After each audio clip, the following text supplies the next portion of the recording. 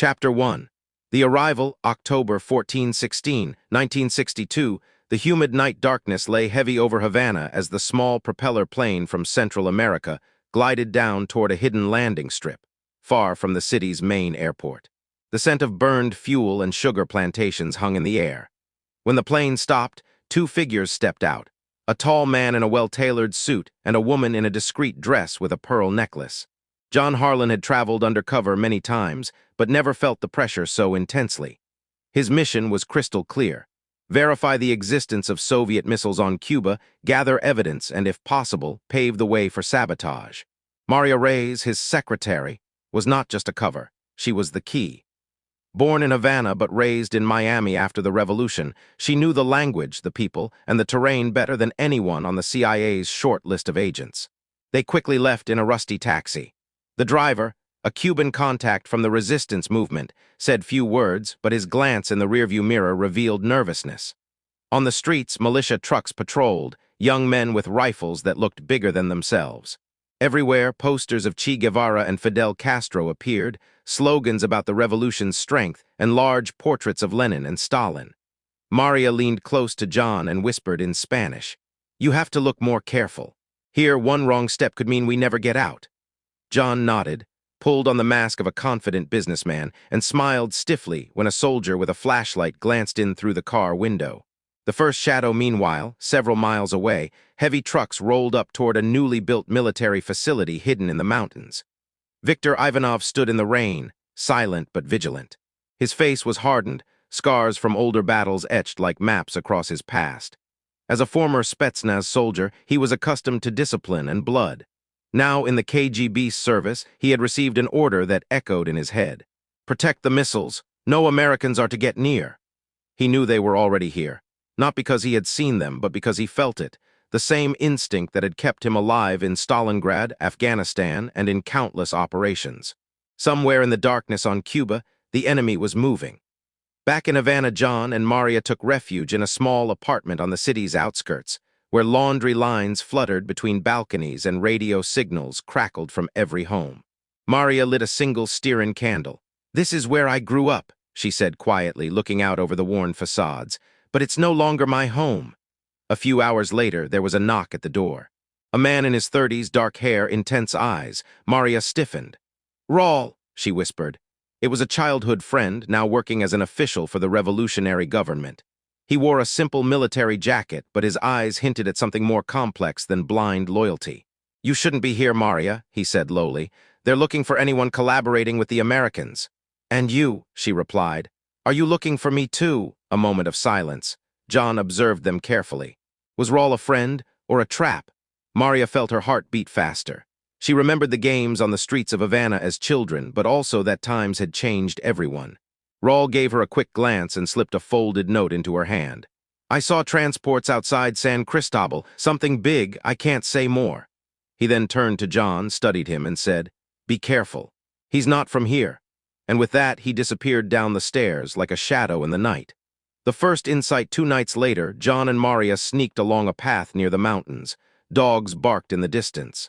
They heard voices in Russian, saw silhouettes of soldiers smoking in the darkness. One word echoed between them: "Anator." John listened, snapped a few pictures with a small Minox camera hidden in his briefcase. Suddenly, the bushes rustled. A guard swung his flashlight. The beam swept right over Maria's face before she threw herself into the shadow. Her heart pounded hard. They fled into the darkness, running through the sugarcane until they finally stopped at a dried-up stream. Breathless, muddy, almost discovered, John looked at Maria, who was still shaking from the adrenaline. "This is bigger than we thought," he whispered. "They're building something massive. We have to get the evidence out before the world explodes." Far away in another world, a new message crackled through a radio in the apartment. Radio news. Here are the latest news from Washington. American reconnaissance planes have detected what appear to be Soviet missiles on Cuba. President Kennedy has convened his security team to discuss the situation. Tension between the superpowers is increasing. John and Maria exchanged a glance. The silent certainty was already there. This was the beginning of something that could decide the future of all humanity. Chapter 2. The hunt begins, October 1622, 1962, the days after their first excursion. Havana lay like a pressure cooker under the sun. Posters of Castro stared down from every corner, and loudspeakers on the streets pumped out revolutionary marches and speeches about standing against the Yankees. At the same time, another, more subtle atmosphere spread: mistrust. People spoke more quietly than usual, exchanged quick glances, weighed every word. John and Maria moved cautiously through the alleys, always with an eye over their shoulders. They had now established contact with small cells within the Cuban resistance movement, men and women who risked their lives to smuggle information to the USA. Maria was the one who tied the bonds. Her Spanish was natural, her background credible. John stayed more in the background, but his cold gaze still revealed to the vigilant that he was not one of them. The voice of the resistance. One evening, they sat in a darkened room above an old tobacco shop. The room smelled of cigar leaves and dampness. 3 men and 1 woman from the resistance sat around a table, whispering. They had maps, sketches, rumors. "We've seen convoys near Pinar del Rio," said one of the men, with his hands trembling over a glass of rum. "They're transporting large cylinders covered with tarps. This isn't for the Cuban army, it's the Russians." Maria nodded, took notes. John asked questions about the routes, but soon noticed that the resistance group was divided. Someone seemed hesitant. The woman, Elena, whose brother served in Castro's army. She glanced at John with suspicion. When the meeting was over and they sneaked back through the alleys, Maria leaned against him. "We can't trust everyone. One of them might sell us out for their own survival." John nodded, but his face was stiff. He had already seen the same game in Eastern Europe. Spies were never far from traitors. Ivanov's hunt, meanwhile, at a military barracks a few miles away, Viktor Ivanov walked slowly between the barracks. His boots echoed against the wet ground. He had received reports of intercepted radio signals in English, short messages that seemed to disappear into the night. The Americans were here. He knew it now. He bent over a table where a broken radio was set up. It had been found on the outskirts of a village, abandoned but still warm when the patrol discovered it. He felt the metal, narrowed his eyes.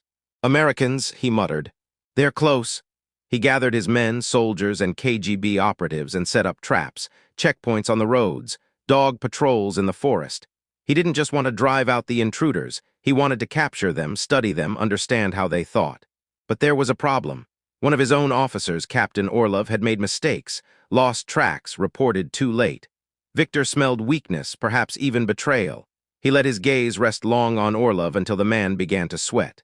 Suspicion spread. Perhaps he wasn't just hunting Americans, but also a traitor in his own ranks. The night in the cave 2 days later, John and Maria had managed to make their way out to the countryside. With the help of a guide, a young boy who had grown up among the sugarcane, they got close to a missile site in the mountains. There, under the cover of night, they saw silhouettes of rockets rising against the sky. Trucks drove in and out. Russian voices shouted orders. It was proof enough, but not sufficient to convince the world. They needed close-ups, documentation. John took out his camera, clicked quickly. Suddenly, barks from dogs were heard. Lights from flashlights swept through the trees. They were forced to flee and found a cave hidden in a cliff. There they sat, breathless in the darkness. Drops of water fell from the ceiling, echoing. Maria held her arms around herself. "We could damage a transport," she said lowly. "Blow tires, steal fuel, just a little to delay." John shook his head. "If we sabotage anything, they might think the invasion has begun. It only takes a spark to start the war." They sat silent for a while. John listened to the sound of the trucks while Maria stared into the darkness. She thought of her family left in Havana. Would they survive if the world burned? The echo from the world, their silence was broken by the crackling from a small transistor radio. Maria carefully turned the dial until a voice broke through the static. Radio news. President Kennedy speaks to the nation tonight. He reveals evidence of Soviet missiles on Cuba and announces a naval blockade around the island. "We will not allow more weapons to reach Cuba," he says. The Soviet Union condemns the measure as aggression. John turned off the radio. His voice was low, almost whispering. "The blockade is underway. We're stuck here now." They exchanged a glance. Out there in the sea, American ships stood ready. In Moscow, the Kremlin's men awaited a response. And here in the shadows, Ivanov hunted them. They were in the heart of the game, and it had only just begun. Chapter 3. The Shadow of the Blockade. October 23-25, 1962, the blockade had now been laid like an iron ring around Cuba. American destroyers and cruisers patrolled the sea. while Soviet freighters approached from the Atlantic. In Havana, people spoke more quietly than ever. The revolution songs still played over the loudspeakers, but behind closed doors, whispers spread about hunger, invasion, and nuclear war.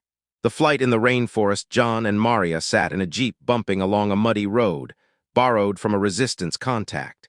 They had just left a failed radio transmission behind them.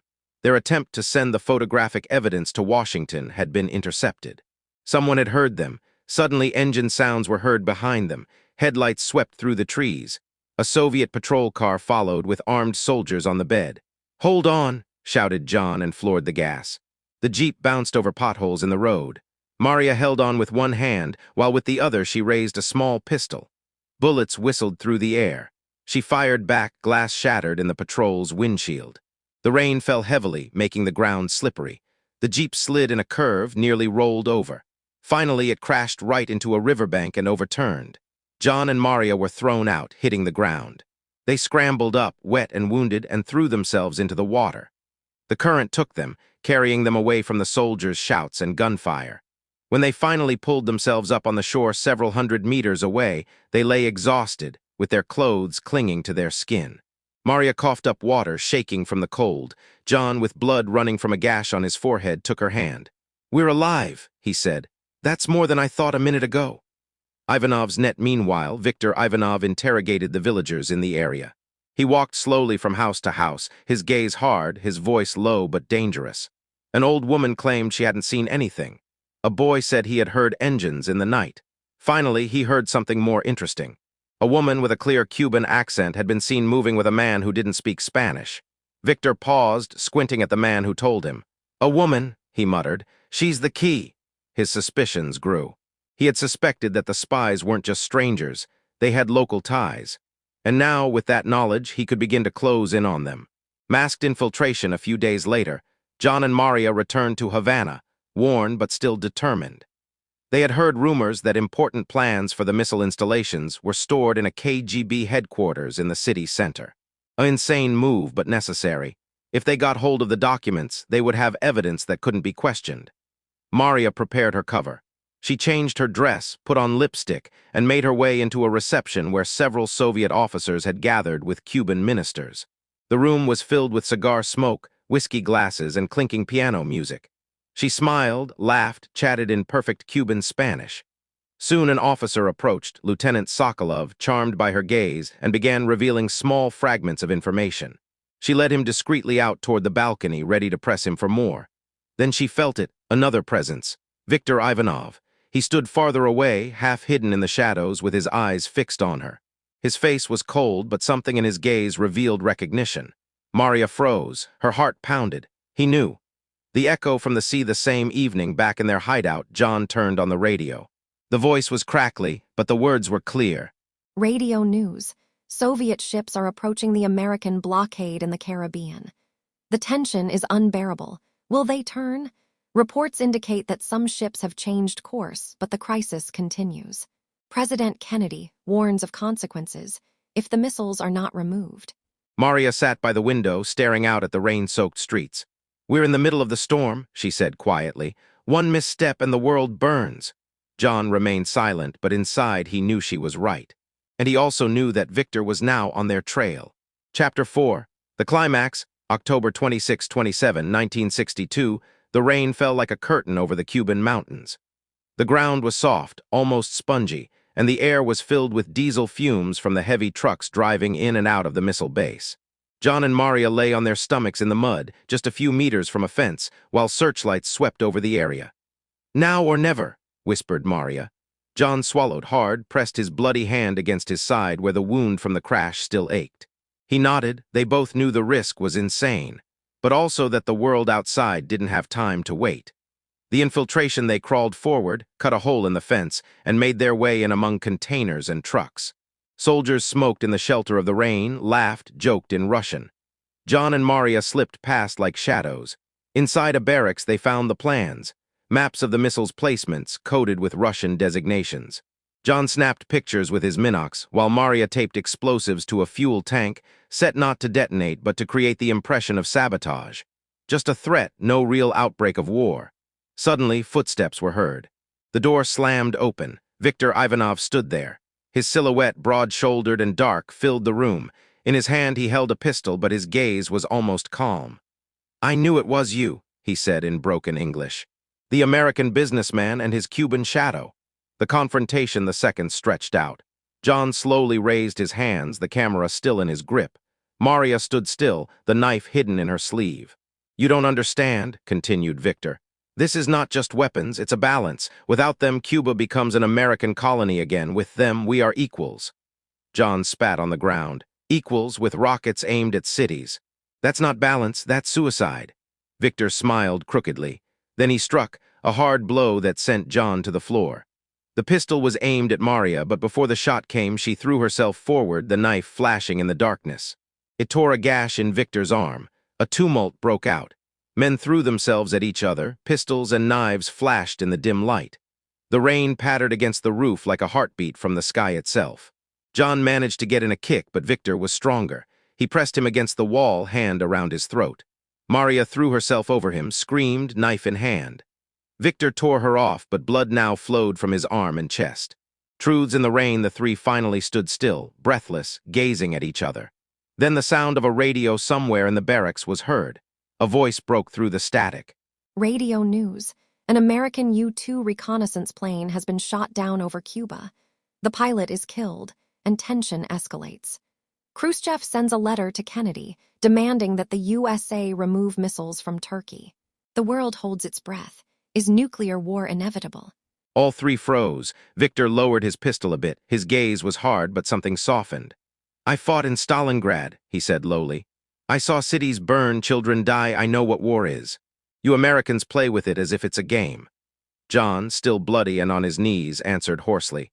"And you think Moscow cares more about you than Washington about me? We're both pawns, Viktor. Pawns in a game we can't win."